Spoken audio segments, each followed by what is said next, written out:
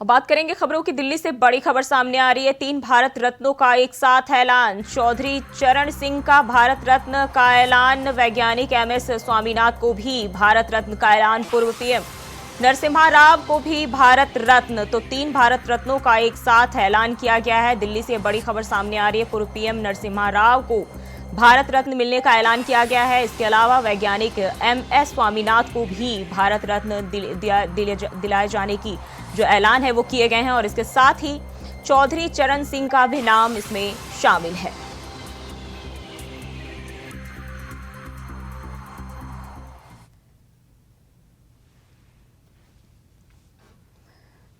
तो ये 3 तस्वीरें हम आपको दिखा रहे हैं जहां 3 भारत रत्नों को एक साथ जो है भारत रत्न दिए जाने का ऐलान किया गया है। और जिसमें चौधरी चरण सिंह, वैज्ञानिक एमएस स्वामीनाथन और पूर्व पीएम नरसिम्हा राव को भारत रत्न दिए जाने की खबर सामने आ रही है।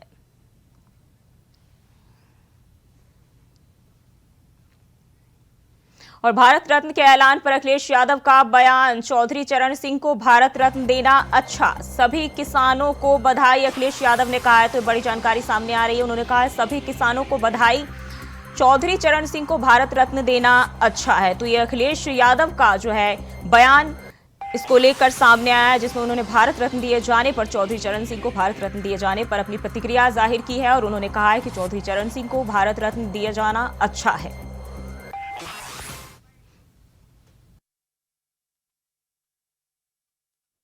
इधर बात नहीं हुई है और जो बातें हो रही है वो सब अखबारों में छप रही हैं, तो आप ही के माध्यम से हम लोग जानकारी पा रहे हैं। इधर बात नहीं हुई है और जो बातें हो रही है वो सब अखबारों में छप रही हैं, तो आप ही के माध्यम से हम लोग जानकारी पा रहे हैं।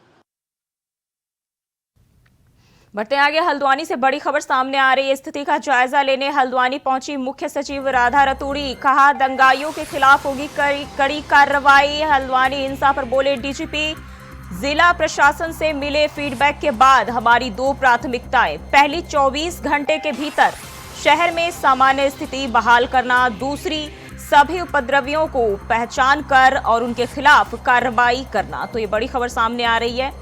दंगाइयों के खिलाफ जो है कड़ी कार्रवाई होने की बात जो है कही जा रही है। और हल्द्वानी हिंसा पर डीजीपी का बयान भी सामने आया, जिसमें उन्होंने कहा है दंगाइयों पर कड़ी कार्रवाई होगी।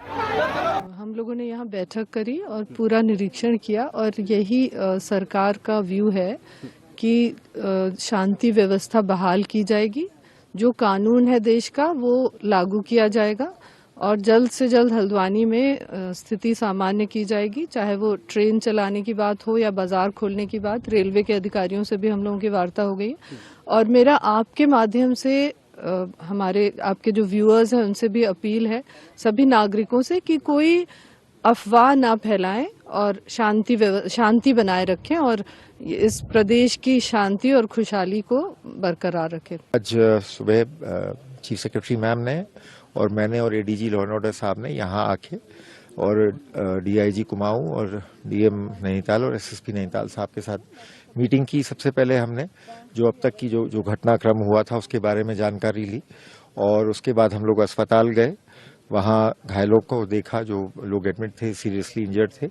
और उसके बाद हम लोग जो कल थाने का घेराव हुआ था और थाने के बाहर जो आगजनी की घटना हुई थी उसका जाके घटनास्थल का निरीक्षण किया। तो इस सब के बाद जो विचार विमर्श हुआ है, जो हमको फीडबैक मिला है डिस्ट्रिक्ट एडमिनिस्ट्रेशन से, उसके बाद हमारा 2 प्रायोरिटीज हैं। एक तो सबसे पहले कि हल्द्वानी शहर में जल्द से जल्द नॉर्मल सी रिस्टोर की जाए। जो अभी कर्फ्यू है, कई जगह मतलब जो बाजार बंद कराया गया है, वहाँ सामान्य जीवन जो है उसको तुरंत जल्द से जल्द हम रिस्टोर करेंगे। कोशिश करेंगे कि विदिन 24 आवर्स स्थिति बिल्कुल नॉर्मल हो जाए। दूसरा जो हमारे लिए प्रायोरिटी है कि इस घटना के पीछे जो भी मिसक्रिएंट एलिमेंट्स थे, जिन्होंने कल पुलिस पार्टी पर पथराव किया, पेट्रोल बम फेंके, वेपन से गोली वोली चलाने की भी हमारे पास सूचना है, उनको चिन्हित करके और उनके खिलाफ सख्त से सख्त कार्रवाई की जाएगी ताकि इस प्रकार की घटना की पुनरावृत्ति ना हो।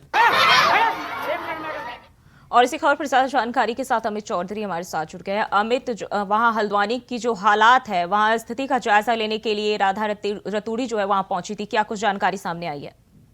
देखिए जो ये बिल्कुल आज सुबह से अगर हल्द्वानी की बात की जाए तो जो कर्फ्यू है वो यथायथ अभी बना हुआ है और धारा 144 भी लगाई गई है और पटना क्षेत्र को जीरो जोन रखा गया है। बात करें पुलिस प्रशासन की तो उनकी तरफ से पूरी चाक चौबंद व्यवस्था यहाँ पर की गई है। ड्रोन से लगातार निगरानी रखी जा रही है और साफ तौर से कहा जा रहा है कि किसी व्यक्ति को घर से बाहर निकलने की अनुमति नहीं है और किसी प्रकार से अगर कोई यहाँ पर अभी तक तो यहाँ पर करते पाएगा तो साइड का ऑर्डर है। तो पूरी तरीके से यहाँ पर जो पुलिस प्रशासन है उन्होंने यहाँ पर स्थिति को संभालने की बात लगातार उन तक कहा जा रहा है और यहाँ पर जो सुरक्षा बल है उसको बनपुरा क्षेत्र में लगा दिया गया है।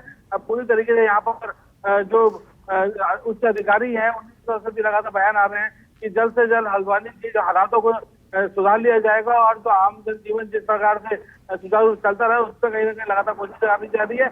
और जो उपद्रवी है जिन्होंने अभी भी घटना करी है जो पथराव किया उनको चिन्हित करके जो यहाँ पर चिन्हित करा जाएगा उसको लेकर के यहाँ पर कार्रवाई पुलिस से लगातार जारी है। फिलहाल हल्द्वानी को छावनी के तौर पर तब्दील कर दिया गया और यहाँ पर जो पुलिसकर्मी वो तैनात है और सीआरपीएफ के जवान यहाँ पर तैनात है और अतिरिक्त सुरक्षा बल तैनात कर दिया गया है खासकर बनपुरा एरिया में। जी, अगर हम कल के मुकाबले आज बात कर ले, अभी जो है हालात कितना नियंत्रण में है? देखिए बिल्कुल, क्योंकि कल रात को जब बनपुरा थाने में आगजनी की घटना हुई तमाम गाड़ियां यहाँ पर जला दी गई और पथराव से जो यहाँ पर पुलिसकर्मी यहाँ पर चोटिल हुए उस घटना की अगर बात करें क्योंकि यहाँ अन्य जिले से भी पुलिसकर्मी मंगाए गए थे और संख्या पुलिसकर्मी को बढ़ाए जाने के बाद पूरी तरीके से यहाँ पर स्थिति को काबू करने की बात यहाँ पर की जा रही है। अभी फिलहाल क्योंकि अतिरिक्त पुलिस बल वहाँ पर तैनात है और किसी को भी बाहर निकलने की अनुमति नहीं है। यहाँ की पत्रकार के लिए भी एक समय एक दूरी बनाई गई है कि इससे आगे आप नहीं जा सकते। तो पूरी तरीके से बनपुरा क्षेत्र में शांति हो उसको लेकर कार्रवाई की जा रही है और अभी फिलहाल वहाँ पर ऐसी कोई घटना होती हुई नजर नहीं आ रही है। लोग घरों के अंदर है और लगातार पुलिस ये प्रयास कर रही है कि जब तक हालत सामान्य ना हो तब तक लोग अपने घरों में रहें और किसी प्रकार से यहाँ पर कोई चहलकदमी ना की जाए। जी, मुख्य सचिव ने भी कहा है कि दंगाइयों के खिलाफ जो है कड़ी कार्रवाई होगी। इसके अलावा खुद जो है प्रदेश के मुख्यमंत्री ने भी इस पर कड़ी कार्रवाई करने की बात कही। तो अब तक क्या कदम उठाए गए हैं? देखिए मुख्य सचिव ने यहाँ पर दौरा किया है और उनकी तरफ से लगातार कहा गया है कि यहाँ पर किसी प्रकार से जो लॉ एंड ऑर्डर की ना बिगड़ लेकर के यहाँ पर पूरी सतर्कता बढ़ाई जाए। उसी के तहत यहाँ पर पुलिसकर्मी जो है वो लगातार कार्रवाई यहाँ पर कर रहे हैं और जो उच्च अधिकारी है वो लगातार हालतों का जायजा यहाँ पर लिया जा रहा है। निगरानी की अगर बात करें तो ड्रोन के जरिए भी लगातार निगरानी रखी जा रही है कि कोई अगर यहाँ पर अराजक तत्व अगर यहाँ पर दिखाई दे तो उन पर कार्रवाई की जाए। तो फिलहाल अभी यहाँ की स्थिति में आपको बता दूं कर्फ्यू हालांकि यथास्थिति लगा हुआ है लेकिन बनपुरा क्षेत्र में फिलहाल अभी ऐसी कोई घटना नहीं हुई है। उसको लेकर पुलिस यहाँ पर तैयारी बनी हुई है और किसी प्रकार से कोई घटना होगी तो उसके लिए कहीं ना कहीं यहाँ पर जो चौकसी लगातार बढ़ाई जा रही है। जी अमित, आज जो है जुमे की नमाज है और इसको लेकर क्या कुछ व्यवस्था दिखाई दे रही फिलहाल? देखिए जुमे की नमाज में क्योंकि यहाँ पर बात की जाए तो बनपुरा क्षेत्र में जो जहाँ नमाज पढ़ी जाती है वहाँ उस जगह में जाने की अनुमति नहीं है। लोगों से कहा गया कि अब नमाज अपने अपने घरों में आप पढ़े, बाहर ना निकले। तो जुमे की नमाज के लिए यहाँ पर नमाज बाहर निकल के नहीं है, आप घरों के अंदर पढ़ जुमे की नमाज अदा कर सकते हैं। तो वही कहीं ना कहीं करा जा रहा है और लोगों को पूरी तरीके से निकलने के लिए मनाई की जा रही है और उसको लेकर के यहाँ पर अतिरिक्त जो पुलिसकर्मी वो लगाए गए हैं और किसी तरीके से हालात ना बिगड़े उसको लेकर लगातार कार्रवाई यहाँ पर की जा रही है। जी, वहीं इस हिंसा को लेकर जो है डीजीपी का भी बयान सामने आया है और उन्होंने कहा है कि जो है लोग आरोपी जो है उनके ऊपर सख्त से सख्त कार्रवाई की जाएगी। हाँ बिल्कुल, क्योंकि यहाँ पर बात की जाए तो यहाँ पर जो कार्रवाई करने की बात लगातार की जा रही है और अभी तक क्योंकि जो वीडियो फुटेज के जरिए जो चेहरे यहाँ पर चिन्हित किए जा रहे हैं और साथ ही ड्रोन के जरिए क्योंकि अगर यहाँ पर ऐसी कोई कार्रवाई होती है तो उससे भी कहीं ना कहीं लगातार तब्दील कर रही है। जो यहाँ पर आरोप है उनको चिन्हित करके उनको सजा कर यहाँ पर जो प्रावधान होगा वो करने की बात की जा रही है। फिलहाल अभी प्रायोरिटी यहाँ पर जो प्रशासन की है वो फिलहाल यहाँ के हालात सुधारने को लेकर के है और वो यहाँ पर उस तहत यहाँ पर कार्रवाई की जा रही है। सुरक्षा व्यवस्था पर लगातार तैयार की गई है। कर्फ्यू में किसी प्रकार से ढिलाई ना दी जाए इसको भी ध्यान रखा जा रहा है और शहर के हालात सुधरे फिलहाल इसके बाद अन्य कार्रवाई यहाँ पर करने की बात लगातार की जा रही है। जी अमित, उन्होंने ये भी कहा है कि इसको लेकर जो है अधिकारियों के साथ बैठक हुई है तो उसमें क्या कुछ दिशा निर्देश जो है दिए गए हैं, क्योंकि उन्होंने कहा है कि 24 घंटे के अंदर हालात को काबू में करना जो है लक्ष्य है। देखिए आज सवेरे नगर निगम के यहाँ पर परिसर में यहाँ पर एसएसपी नैनीताल और जिला अधिकारी नैनीताल के द्वारा एक बैठक भी की गई है और अपने अधिकारियों को निर्देश दिए गए हैं कि किसी प्रकार से बनोरपुरा क्षेत्र में कोई भी अगर आवाजाही होती है तो उसको रोका जाए, लोग अगर अनावश्यक बाहर निकल गए उस पर भी रोक लगा जाए, और अगर कोई इस प्रकार की कोई अराजकता को दिखाई देते तो उस पर तुरंत यहाँ पर एक्शन लिया जाए। किसी प्रकार से कोई घटना यहाँ ना आप घटे उसको लेके यहाँ पर सुनिश्चित किया जाए, और जो अग्नि यहाँ जो फोर्स है वो कहीं ना कहीं लगाया जाए, तो उसी के तहत अब प्रश्न है वो कार्रवाई करते हुए नजर आ रहा है। बनोरपुरा क्षेत्र को पूरा छापा कर दिया गया है और वहाँ पर किसी प्रकार से आने की अनुमति ना जाने की अनुमति है, तो पूरी तरीके से यहाँ पर बनोरपुरा क्षेत्र में लगातार चौकसी बरती जा रही है और लगातार हालात लगातार सुधरे उसको लेकर कहीं ना कहीं कार्रवाई यहाँ पर की जा रही है। जी अमित, बहुत बहुत शुक्रिया आपका तमाम जानकारी के लिए। और वहीं हल्द्वानी हिंसा पर यूपी के CM deputy CM Keshav Prasad Maurya और केंद्रीय मंत्री गिरिराज सिंह ने कहा है कि किसी को भी कानून हाथ में लेना नहीं चाहिए। उत्तराखंड की सरकार इस तरह की स्थितियों से निपटने में सक्षम है। किसी को कानून हाथ में लेने का अधिकार नहीं है, चाहे धार्मिक स्थिति से हो या किसी कारण से हो। उत्तराखंड में उत्तराखंड की सरकार सक्षम है। अगर कोई कानून हाथ में लेगा तो उससे निपटने की तैयारी भी सरकार ने कर ली है। चिंताजनक है, लेकिन इस प्रकार के उपद्रवियों से वहां उत्तराखंड की सरकार और वहां की पुलिस प्रशासन निपट लेगा और इस प्रकार की घटनाओं के लिए जो दोषी होंगे उनके खिलाफ कार्रवाई वहां की सरकार करेगी। लगता है इसका ये अर्थ नहीं निकालना चाहिए। बहुत बड़ी संख्या में, चाहे वो यूपी हो, चाहे उत्तराखंड हो, चाहे अन्य कई राज्य हों, तमाम अवैध रूप से कब्जे किए हैं तो वो कानून के अनुसार खाली कराए जाते हैं। अगर उसमें किसी ने उपद्रव किया होगा वो पुलिस वहां की कार्रवाई करेगी। जी।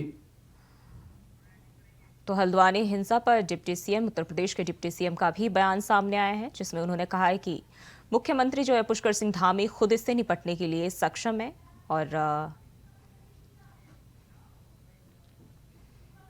और लखनऊ से बड़ी खबर सामने आ रही है। एटीएस को मिली बड़ी कामयाबी, जाली नोटों की तस्करी का मास्टरमाइंड गिरफ्तार। एटीएस ने अच्छे लाल चौरसिया को किया गिरफ्तार। आरोपी से 1,51,000 की नकली करेंसी भी बरामद। चौरसिया पर दर्ज है अलग अलग धाराओं में 12 मुकदमे। तो एटीएस को बड़ी कामयाबी मिली है और आरोपी पर पहले से 12 धाराओं में मुकदमे दर्ज है, जिसके पास से 1,51,000 की नकली करेंसी भी बरामद हुई है। तो बड़ी जानकारी सामने आ रही है। लखनऊ से एटीएस को बड़ी कामयाबी मिली है। जाली नोटों की तस्करी का मास्टरमाइंड गिरफ्तार किया गया है।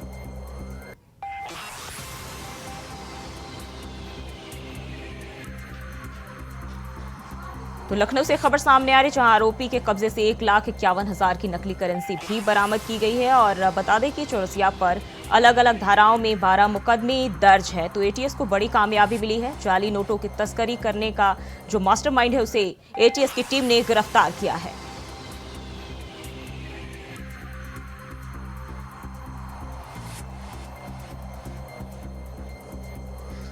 तो लखनऊ से बड़ी खबर सामने आ रही है। एटीएस को मिली बड़ी कामयाबी, जाली नोटों की तस्करी का मास्टरमाइंड गिरफ्तार। तो मास्टरमाइंड को एटीएस की टीम ने गिरफ्तार कर लिया है और एटीएस ने अच्छे लाल चौरसिया को गिरफ्तार किया है। तो आरोपी का नाम अच्छे लाल चौरसिया है, जिसे एटीएस की टीम ने गिरफ्तार किया है। तो नकली नोटों की तस्करी का मामला है और आरोपी के पास से 1,51,000 नकली करेंसी भी टीम ने बरामद किए हैं।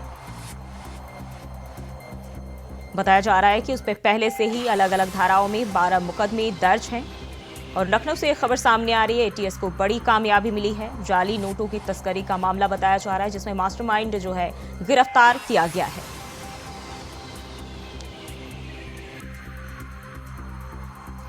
और इसी खबर पर ज्यादा जानकारी के साथ मोहम्मद आसिफ हमारे साथ जुड़ गए हैं। आसिफ, जाली नोटों की तस्करी के मामले का खुलासा किया गया है, क्या कुछ जानकारी है? जी बिल्कुल, बता दूं कि यूपी एटीएस ने जाली नोटों की तस्करी करने वाले अच्छे लाल चौरसिया को गिरफ्तार किया है, जिसके पास से लाखों रुपए फेक करेंसी बरामद हुई है। हालांकि इस मामले में पहले भी कुछ लोग जेल जा चुके हैं, लेकिन यूपी एटीएस को बड़ी सफलता हाथ लगी है। दरअसल पूरा मामला वाराणसी का है, जहां से यूपी एटीएस ने अच्छे लाल को गिरफ्तार किया और पिछले दिनों लगातार यूपी एटीएस को सूचना मिल रही थी कि कुछ लोग फेक करेंसी बांग्लादेश से लाकर यूपी के अलग अलग जिलों में सप्लाई कर रहे हैं। कर रहे हैं, जिस पर यूपी एटीएस सक्रिय हो गई और प्रतापगढ़ के रहने वाले अच्छेलाल चौरसिया को वाराणसी से गिरफ्तार किया। अच्छेलाल चौरसिया के बारे में यूपी एटीएस की तरफ से जानकारी दी गई है कि यह जो पूर्व में गिरफ्तार किए गए नकली नोटों के तस्करों से इसके संबंध थे, यह जेल में उनसे मिलाई करने जाता था और जो बाहर के लोग हैं उनके भी संपर्क में रहता था और उसको यूपी एटीएस ने गिरफ्तार कर लिया है। जी आसिफ, बहुत बहुत शुक्रिया आपका तमाम जानकारी के लिए। और लखनऊ से बड़ी खबर सामने आ रही है। हल्द्वानी हिंसा पर यूपी के कई शहरों में अलर्ट। गोरखपुर, लखनऊ, आगरा, कानपुर, प्रयागराज और मथुरा समेत कई शहरों में अलर्ट जारी किया गया है। जुम्मे की नमाज के दौरान बढ़ाई गई मुस्तैदी। उत्तराखंड बॉर्डर पर बढ़ाई गई चेकिंग। तो ये बड़ी जानकारी सामने आ रही है। उत्तराखंड बॉर्डर पर चेकिंग बढ़ा दी गई है और जुम्मे की नमाज के दौरान जो है मुस्तैदी बढ़ा दी गई है। तो आगरा, कानपुर, प्रयागराज और मथुरा समेत कई शहरों में अलर्ट जारी किया गया है और इसी के साथ गोरखपुर, लखनऊ में भी अलर्ट जारी किया गया है। तो लखनऊ से बड़ी खबर सामने आ रही है और इसी खबर में ज्यादा जानकारी के साथ शोएब रिजवी हमारे साथ जुड़ गए। शोएब, क्या कुछ हालात देखे जा रहे हैं? हल्द्वानी हिंसा को लेकर कई जगहों पर अलर्ट जारी किया गया है। बिल्कुल, निश्चित तौर पर अगर प्रयागराज की बात करें तो हालांकि प्रयागराज में आज मौनी अमावस्या का बड़ा स्नान पर्व है। कह सकते हैं कि यहाँ पे जो संगम इलाके में माघ मेले का आयोजन हो रहा है उसका एक बड़ा स्नान पर्व है। इसके लिए पहले ही से यहाँ पुलिस सतर्क है, न सिर्फ प्रयागराज में बल्कि बाहर से भी फोर्स यहाँ पर है। लेकिन अगर आप हल्द्वानी हिंसा की बात करते हैं, चूंकि आज जुमे जो शहरी इलाका है, खासतौर से जो मस्जिद के आसपास के इलाके, वहाँ भी सुरक्षा के इंतजाम बढ़ा दिए गए। हालांकि यहाँ पे इस तरह की कोई स्थिति नहीं है, बहुत ही सामान्य स्थिति है। जिस तरह से आम दिनों में दिनचर्या रहती है लोगों की, उस तरह से दिनचर्या रहती है। हाँ, ये जरूर है क्योंकि मौनी अमावस्या का स्नान पर्व से बड़ी संख्या में श्रद्धालु न सिर्फ देश बल्कि विदेश से भी यहाँ पे श्रद्धालु आए हुए हैं। अब तक बताया जा रहा है कि 1 करोड़ से ज्यादा श्रद्धालु स्नान कर चुके। ऐसे में शहर के इलाकों में अगर बात करें तो जो मस्जिद का इलाका है, जहाँ पे मस्जिद है, वहाँ पे पुलिस ने सतर्कता बढ़ाई है क्योंकि उत्तर प्रदेश के डीजीपी ने निर्देश दिया है हल्द्वानी की घटना को देखते हुए सतर्कता बढ़ाने को। तो ऐसे में पुलिस पहले से भी सतर्क है और इस घटना के बाद और सतर्कता बढ़ाई गई है। खासतौर से उन इलाकों में जो मुस्लिम बहुल इलाके हैं वहां पर पुलिस की मुस्तैदी देखने को मिल रही है। मस्जिद के आसपास के इलाकों में मुस्तैदी देखने को मिल रही है। तो कह सकते हैं कि पुलिस सतर्क मोड में है चूंकि पौष पूर्णिमा मौनी अमावस्या के स्नान की वजह से पहले ही पुलिस ने न सिर्फ रूट डाइवर्जन बल्कि तमाम इलाकों में पुलिस की तैनाती कर रखी थी। अब जबकि इस तरह की घटना की सूचना के बाद उत्तर प्रदेश की सरकार ने अलर्ट का आदेश दिया है। तो ऐसे में एक्स्ट्रा सतर्कता इसलिए बढ़ाई गई क्योंकि आज जुमा का दिन है। जुमा पर बड़ी संख्या में मस्जिदों में लोग नमाज के लिए इकट्ठा होते हैं और ऐसे में सतर्कता बढ़ाते हुए उन मस्जिद के आसपास के इलाकों में पुलिस टीम को बढ़ाया गया है, पुलिस की सतर्कता बढ़ाई गई है। तो कहा जा सकता है कि पुलिस सतर्क है इस मामले में। जी, बहुत बहुत शुक्रिया आपका तमाम जानकारी के लिए। और फिलहाल के लिए बुलेटिन बस इतना ही। खबरों के लिए बने रहिए इंडिया वॉइस के साथ।